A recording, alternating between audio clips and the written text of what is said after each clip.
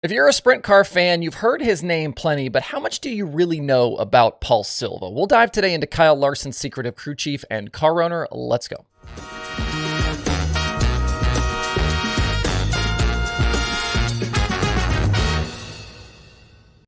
It's Wednesday, August 16th. I'm Justin Fiedler. This is DIRTRACKR Daily. Today's show is being supported by the Dirt Classic coming up at Lincoln Speedway in just a couple of weeks.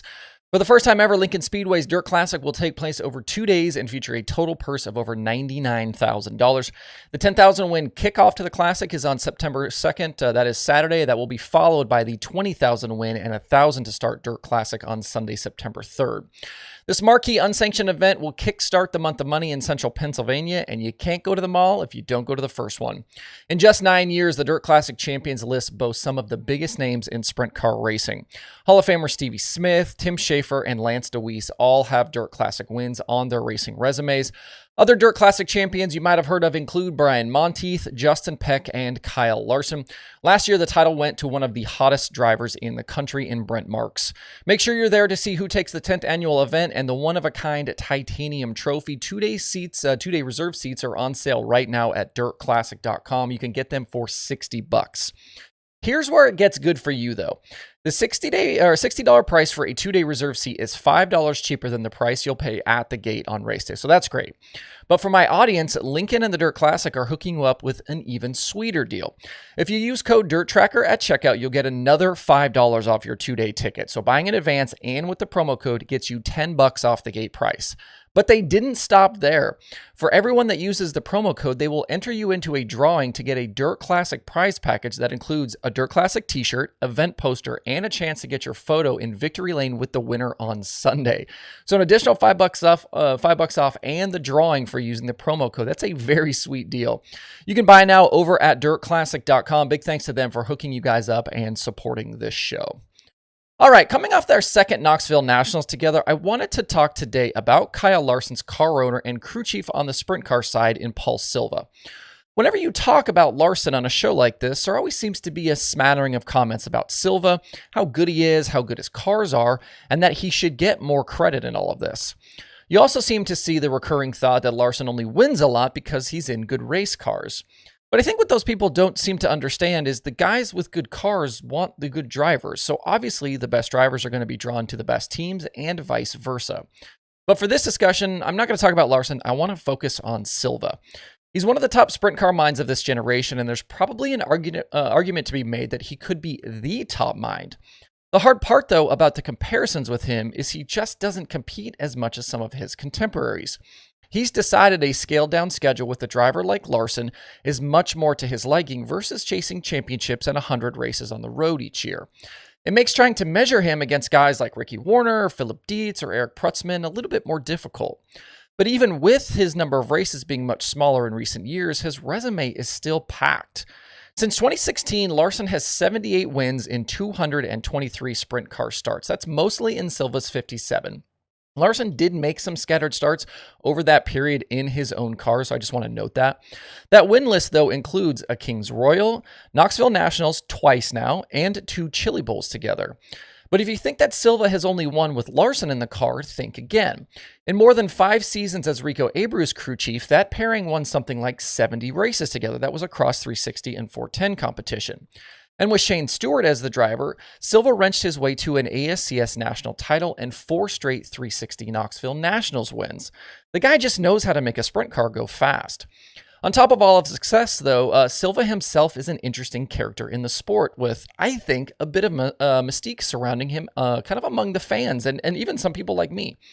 I think first, the guy basically refuses to speak publicly or in interviews. And I know that because I've tried. When we hosted the Open Red podcast, requests to get Paul on the show were basically met with silence. You won't see him doing talking head videos, there aren't profiles on him from the media, and anything you can find about the guy is usually secondhand.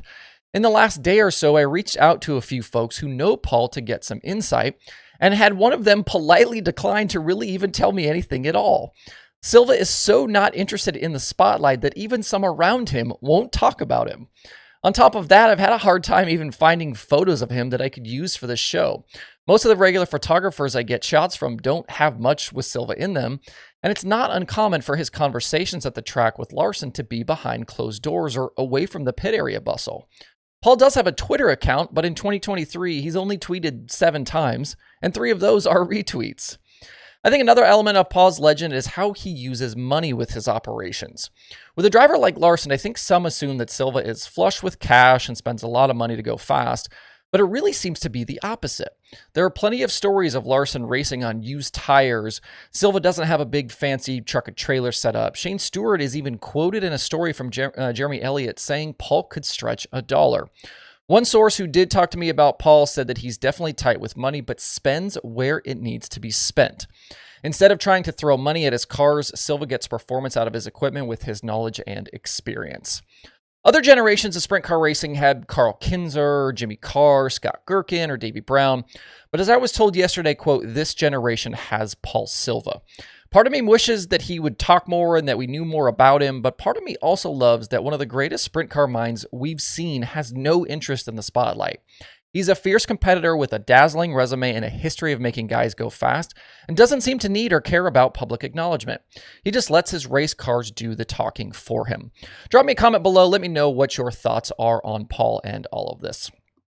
At Huset Speedway last night, Rico Abreu went 5th to the win, getting by a race-along leader Robbie Price on a late restart to earn his second high-limit Sprint Car Series win of 2023.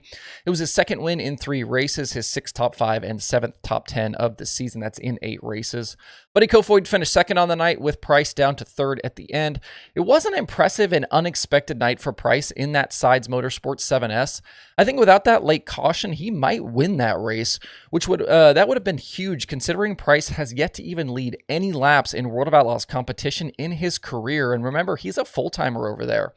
In 130 Outlaw starts back to 2017, Price has just 2 top 5s. It took last night's feature a little while to settle in as well. Several guys getting involved in early crashes, including Kokomo winner Justin Peck and Ryan Timms. Tim's kind of tough sprint car year continues. He had 2 incidents last night.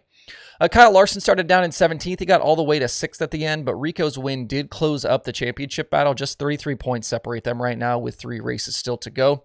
High Limit goes quiet now for over a month, with the next race being September 26th at Lernerville. Last night's Super DIRTCar Series show at Fulton was rained out, so the Big Block Modifieds will try again tonight at Land of Legends. You can watch that one live over on Dirt Vision. And if you want some modified racing of a different type tonight, the USMTS begins their 25th anniversary weekend at Mason City Motor Speedway.